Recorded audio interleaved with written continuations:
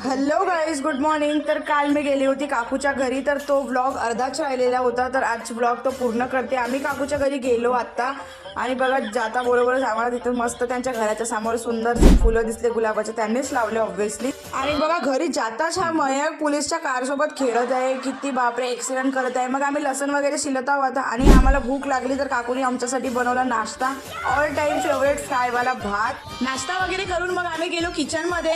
तर बघा खुशबू भांडे घासत आहे आणि बघा ही आहे फिश, तर हिची बनवायची आता फिश करी. आणि हे आहेत आमचे काका, हाय करत आहेत तुम्हा सगळ्यांना. मी बनवत आहे फिश करी आणि काकू बनवत आहे अंडा करी.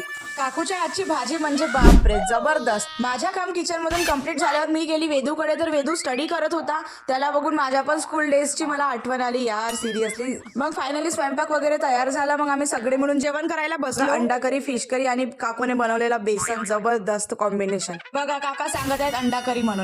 मी तर फिश करी खात नाही म्हणून मी अंडा करी आणि बेसन सोबत जेवण करत आहे.